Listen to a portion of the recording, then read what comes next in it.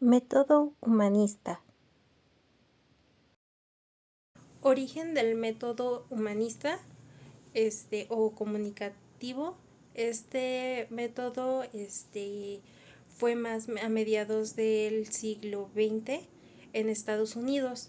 Esto ya que era más el método del psicoanálisis y del conductismo, y proporcionó un conjunto de valores y de una variedad de métodos de investigación para lo que eran los docentes. También ampliaba la gama de ampliar métodos y la práctica de profesiones a la psicoterapia, ya que se enfrascaba más en conocer al alumno, en sus gustos y cómo se desenvolvía en lo que era su carácter, también para apoyar de ahí mismo a tomar lo que era un aprendimiento.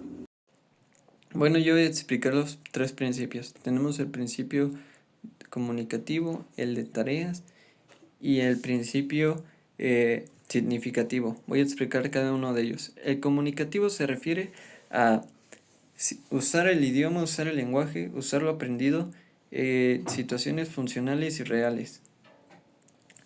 Que no nada más sea aprender vocabulario por aprender, que tenga un propósito y que se pueda ocupar en la vida diaria.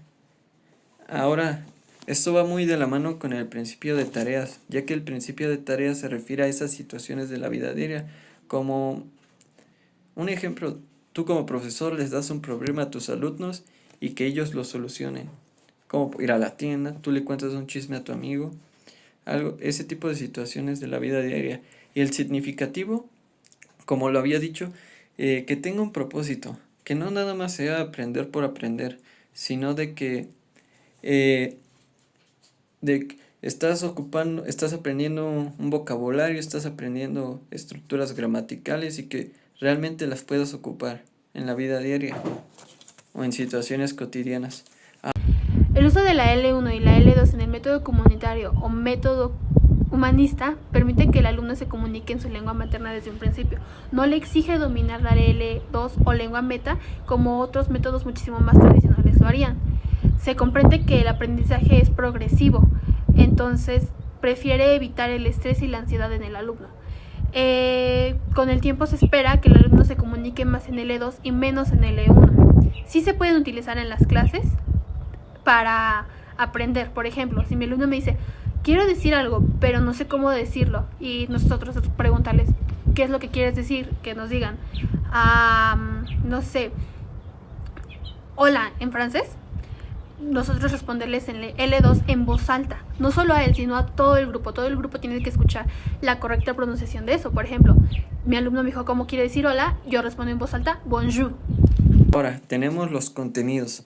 En los contenidos, aquí tenemos el aprendizaje cognitivo y conductual.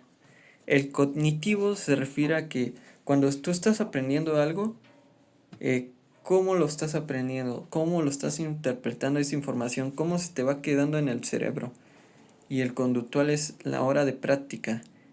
Cuando aprendes, un ejemplo muy rápido, cuando aprendes a una frase o algo y la practicas ya después. Y la tienes que practicar hasta que ya te salga muy natural, hasta que ya sea muy simple. Ahora, algo también del contenido es el análisis de necesidades. El análisis de necesidades se refiere a que vas a buscar lo que realmente es para unos y para otros. Básicamente lo que necesita cada quien, como por ejemplo el ingeniero, el piloto o el doctor. Las necesidades de cada uno, esto va a diferente tipo de vocabulario y diferente tipo de situaciones. Y este enfoque no es nada más memorización, sino también mucha práctica. ¿Cuál es mi rol como docente? Mi rol como docente es un consejero, no un transmisor de información. Tengo que comprender a mi alumno no solo en el aula de clases, sino también de manera emocional, de manera social. Comprender eso y ayudarlo a atender sus necesidades. justamente a diferencia de otros métodos, nosotros no los vemos como tábulas rasas. Ellos ya tienen conocimientos y nosotros solamente estamos retroalimentando, por así decir, esos conocimientos. Aquí también evitamos eso de los premios.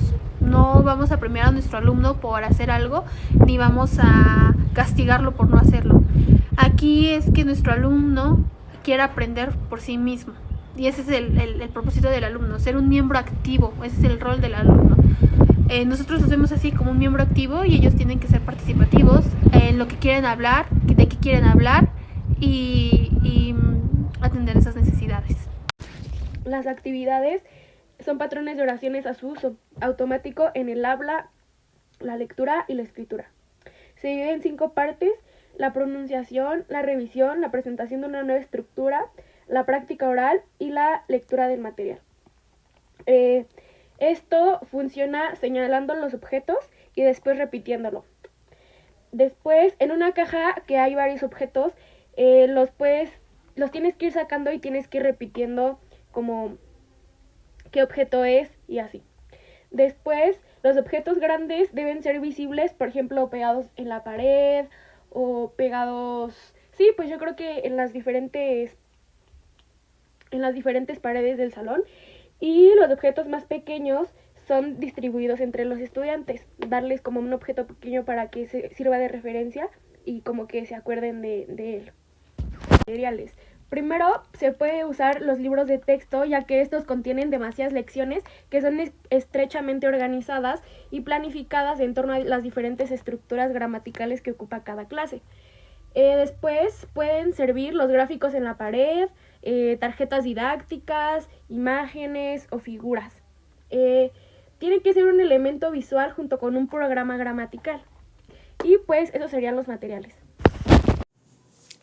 En el desarrollo de una clase, para implementar la educación humanista, los educadores pueden implementar las siguientes estrategias, ya sea el diálogo y la reflexión, que es prácticamente acercarse a sus alumnos, buscar gustos que tengan los alumnos, y también la reflexión de el comportamiento de los mismos alumnos. Proyectos integradores justamente busca que los mismos alumnos se integren con sus compañeros. Esto busca hacer como tal vez trabajos en equipo para que haya diálogo entre alumnos. Evaluación holística busca que el mismo alumno busque su forma de evaluarse como un tipo de autoevaluación, pero que ésta sea relacionada con hechos que el mismo profesor también le dé. Y la atención personalizada busca que el docente note que los alumnos que tengan un bajo rendimiento se le acerque el docente para ayudarle en ese rendimiento, ya sea aclarando dudas. También puede ser que le muestre algunos ejemplos para que el alumno no se quede con dudas o incluso pueda aclarar sus mismas preguntas, todo con el fin de que la clase y en cuanto a los estudiantes tengan un mismo nivel educativo. Ahora, uno de los objetivos más importantes del método comunitario humanista es fomentar en el alumno el aprendizaje autónomo, que él se apropie de su aprendizaje, que él desee aprender. Otro es que nosotros nos interesemos en sus emociones, en sus metas, en sus relaciones sociales. Fomentar también en el aula un ambiente positivo, un ambiente en el que nuestros alumnos no se sientan ansiosos ni estresados. Y por último, otro que podemos destacar es utilizar lenguaje que nos sirva, que les sirva a ellos en su vida cotidiana, que les pueda ayudar y que a ellos les interese.